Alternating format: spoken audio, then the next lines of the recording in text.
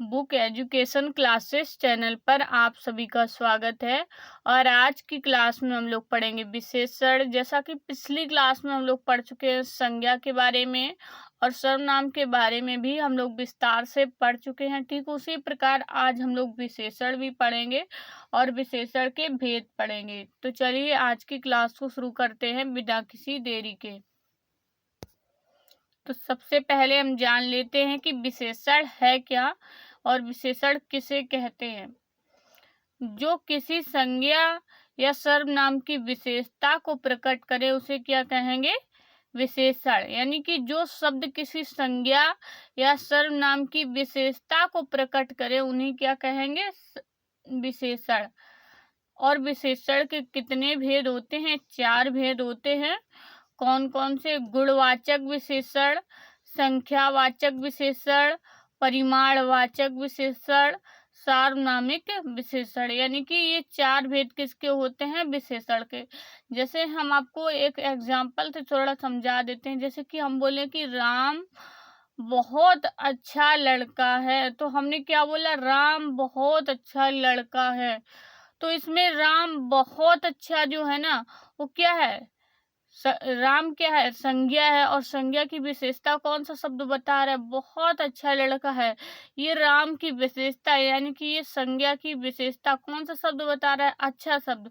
तो अच्छा शब्द क्या हुआ? विशेषण हुआ ना। विशेषता क्या है? राम की विशेषता क्या है? कि वह बहुत अच्छा है। तो वही क्या हो गया? बहुत अच्छा शब्द क्या हो गया? विशेषण हो गया, है ना। फिर उसमें कैटेगरी सिलेक्ट की जाती है कि ये विशेषण तो है, ये तो ठीक है मान लिया हमने, लेकिन वो विशेषण है किस प्रकार के? क्या वो गुणवाचक विशेषण है? क्या वो संख्यावाचक विशेषण है? क्या वो परिमाणवाचक विशेषण है? क्या वो सार्वनामिक विशेषण है? फिर उसमें कैटेगरी सिलेक्ट करिए कि कौन किस प्रकार का विशेषण है। अगर आपको पता होगा तो बता देंगे, लेकिन जब वहां पर आया कि बहुत अच्छा, तो ये क्या उसके गुण को बता रहा है? किसके? राम के गुण को बता रहा है कि राम बहुत अच्छा लड़का है। तो किस प्रकार का विशेषण हुआ? वो गुणवाचक विशेषण। तो अब हम लोग एक एक करके पढ़ते हैं। गुणवाचक विशेषण सबसे पहले पढ़ेंगे, उसके बाद पढ़ेंगे संख्यावाचक विशेषण, उसके बाद पढ़ेंगे परिमाणवाचक विशेषण और सर्वनामिक विशेषण पढ़ेंगे। तो चलिए सबसे पहले जान लेते हैं कि गुणवाचक विशेषण किसे कहते हैं। जो विशेषण किसी व्यक्ति, पदार्थ, समय, दशा आदि के भाव को प्रकट करें उन्हें क्या कहेंगे? गुणवाचक विशेषण। यानी कि जो विशेषण किसी व्यक्ति, पदार्थ, दशा, समय आदि के भाव को प्रकट करें उनको क्या कहेंगे? गुणवाचक विशेषण। और गुणवाचक विशेषण के कितने भेद होते हैं? 6 भेद होते हैं। कौन कौन से? एक तो होगा भाववाचक विशेषण, यानी कि भाववाचक गुणवाचक विशेषण कह सकते हैं, पूरा नाम इस तरीके से। कालवाचक विशेषण, समयवाचक विशेषण, दशावाचक विशेषण, आकारवाचक विशेषण और रंगभेदक विशेषण।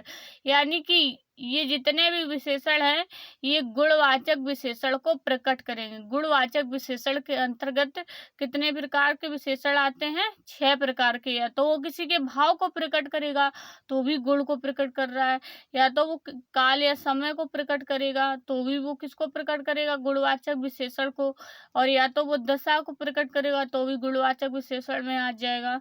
और या तो वो आकारवाचक विशेषण यानी कि आकार को प्रकट करेगा तो भी गुणवाचक विशेषण के अंतर्गत आ जाएगा। या तो वो रंग भेदक यानी रंग को प्रकट करेगा तो भी गुणवाचक विशेषण के अंतर्गत आ जाएगा। तो सबसे पहले हम लोग देख लेते हैं कि भाववाचक विशेषण क्या होता है। भाववाचक में क्या आ जाएगा? कायर, साहसी, योद्धा, अच्छा, बुरा, इस प्रकार के अगर शब्द आपको मिल जाते हैं तो गुणवाचक विशेषण में कौन सा विशेषण हो जाएगा? भाववाचक विशेषण। तो उसका पूरा नाम किस तरीके से बोल देंगे? भाववाचक गुणवाचक विशेषण, है ना। भाववाचक गुणवाचक विशेषण हो जाएंगे। कौन कौन से शब्द अगर आपको लगे हुए मिलते हैं?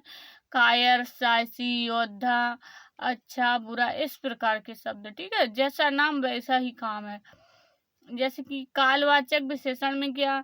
मासिक, दैनिक, साप्ताहिक, वार्षिक, इस तरीके के शब्द लगे आ सकते हैं। किसमें? कालवाचक विशेषण में। किसमें? कालवाचक विशेषण में। और समयवाचक में क्या होता है? समयवाचक में एक दिन की स्थितियों को दर्शाया जाता है। एक दिन में जैसे कि सुबह, दोपहर, शाम, रात्रि, तो ये तो सारी घटनाएं एक दिन के अंतर्गत होती हैं। वो किस में आ जाती है? समयवाचक विशेषण में। किसमें? समयवाचक विशेषण में। हमें पता है आप कहाँ पर कंफ्यूज होंगे, कालवाचक विशेषण और समयवाचक विशेषण में। यहाँ पर अभी आपको बिल्कुल भी आप कंफ्यूज नहीं होना है, क्योंकि कालवाचक में क्या, जैसे मासिक, दिन, साप्ताहिक, वार्षिक, इस तरीके से लाना है किसमें? कालवाचक में। और समयवाचक में अगर पूछ दिया जाए तो कौन कौन से आ जाएगी? जो एक दिन के अंतर्गत जो घटना होती है, जैसे एक दिन में सबसे पहले सुबह होगी, उसके बाद फिर दोपहर होती है, फिर शाम होती है, उसके बाद क्या हो जाती है? रात्रि। और रात्रि के बाद फिर से वही स्टार्ट हो जाता है ना। तो ये सब किस में आ जाएगा? हमारा समयवाचक विशेषण में। किसमें? समयवाचक विशेषण में। अब हम लोग देख लेते हैं दशावाचक विशेषण, यानी कि किसी व्यक्ति की दशा किस तरीके से है। तो दशावाचक विशेषण में जैसे कि रोगी, निरोगी, आलसी, लचीला, इस तरीके के शब्द आ जाते हैं। किसमें?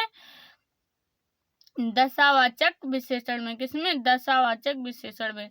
और आकारवाचक विशेषण में क्या होता है? किसी के आकार को दर्शाया जाता है कि वह छोटा है, कि वह नाटा है, कि वह लंबा है, कि वह कैसा है। इस तरीके से इसमें क्या, आकारवाचक विशेषण में क्या दर्शाया जाएगा? किसी व्यक्ति की स्थिति को दर्शाया जाएगा। ठीक है, वो दिख कैसा रहा है। जैसे कि ऊंचा, नीचा, छोटा, मोटा, इस तरीके के शब्द किसमें आते हैं? आकारवाचक विशेषण में। अभी हम लोग देख लेते हैं रंग भेदक विशेषण। किसमें? रंग भेदक में। रंग भेदक में कौन कौन से शब्द आ जाएंगे? लाल, पीला, हरा, नीला, सफेद, ये सारे शब्द किसमें आ जाएंगे? रंग भेदक विशेषण में।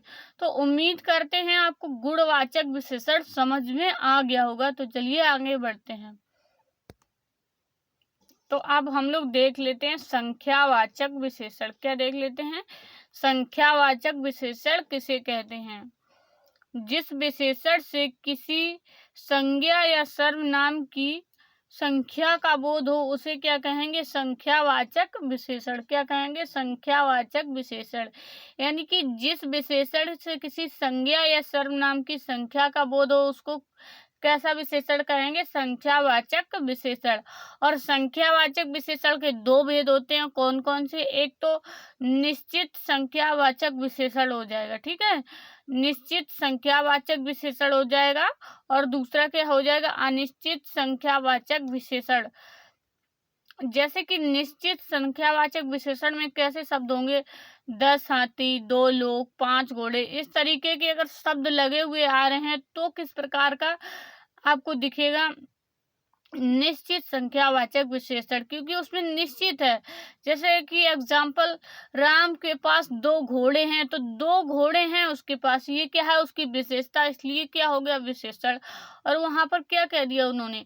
2 घोड़े हैं, तो 2, जब वहां पर नंबर लिख करके आ गया, 2 घोड़े दर्शा दिया है, तो 2 घोड़े क्या, वहां उसकी विशेषता हो गई। राम की विशेषता क्या है? कि उसके पास 2 घोड़े हैं। क्या है? 2 घोड़े हैं। राम के पास क्या है? 2 घोड़े। ये क्या, राम की विशेषता हो गई। लेकिन विशेषता किस प्रकार की है? गुणवाचक है क्या? गुण को तो नहीं दर्शाया गया, क्योंकि वहां पर नंबर दे दिया गया, 2 घोड़े हैं, तो 2 घोड़े हैं, ये संख्यावाचक विशेषण हो गया।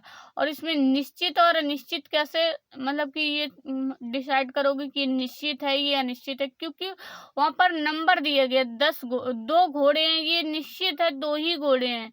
इसमें कोई भी अनिश्चितता प्रकट नहीं हो रही है कि यहाँ पर ज्यादा या कम है। यहाँ पर जैसे कि अगर ये वो कह देता वहाँ राम के पास कुछ घोड़े हैं, तो कुछ से क्या, यहाँ पर अनिश्चितता का भाव प्रकट हो रहा है, तो कौन सा विशेषण हो जाता है? अनिश्चित संख्यावाचक विशेषण। लेकिन यहाँ पर कौन सा, हमने जो एग्जाम्पल आपको बताया था पहले, वो कैसा था?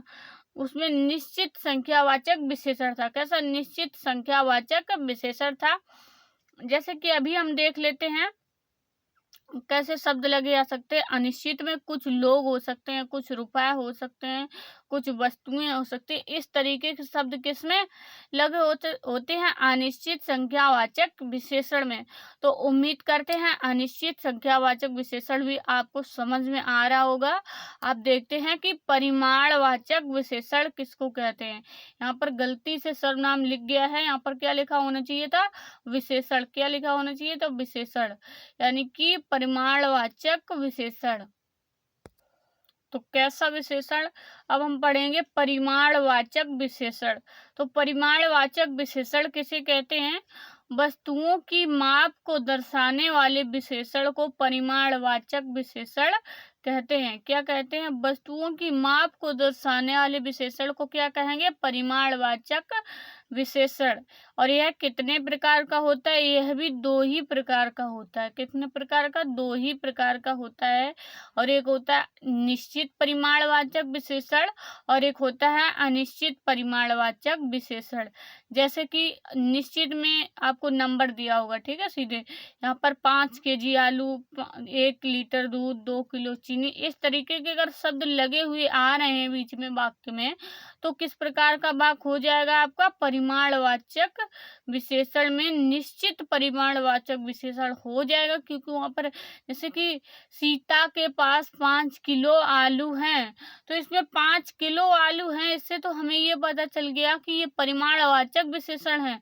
लेकिन इसमें अभी हमें एक चीज और पता लगानी है कि ये किस प्रकार का विशेषण है, निश्चित है या अनिश्चित। क्योंकि उसने क्या कहा था? 5 किलो आलू हैं, तो उसने नंबर दिया है कि 5 किलो आलू हैं। ये तो बिल्कुल मतलब कि सही है, इसमें बिल्कुल भी कंफ्यूजन वाली बात नहीं है, कम है कि ज्यादा, ये निश्चित है। क्या है? 5 किलो आलू हैं तो वो क्या है? निश्चित है। तो इससे किस प्रकार का विशेषण बन गया? निश्चित परिमाणवाचक विशेषण। जैसे कि अनिश्चित में यहीं पर वो कह देता कि सीता के पास कुछ आलू हैं, तो कोई निश्चित नहीं है कितने हैं। कुछ बहुत ज्यादा भी हो सकते हैं, बहुत कम भी हो सकते हैं, कोई पता नहीं कितने हैं। कोई मतलब कि कोई उसने दर्शाया नहीं कि 1 किलो है कि 2 किलो है। तो वहां पर क्या था? अनिश्चित था। सीता के पास कुछ आलू हैं, तो यहाँ पर कैसा? अनिश्चित परिमाणवाचक विशेषण हो जाएगा। तो इससे क्या हमें ये पता चलता है? निश्चित और अनिश्चित में कुछ, अनिश्चित में क्या कुछ शब्द लगा हो सकता है, जैसे कि कुछ चीनी, कुछ दूध, कुछ पानी, इस तरीके के शब्द किसमें लगे आ सकते हैं? अनिश्चित परिमाणवाचक विशेषण में। अब हम लोग देख लेते हैं सार्वनामिक विशेषण किसे कहते हैं। क्या देख लेते हैं? सार्वनामिक विशेषण किसे कहते हैं?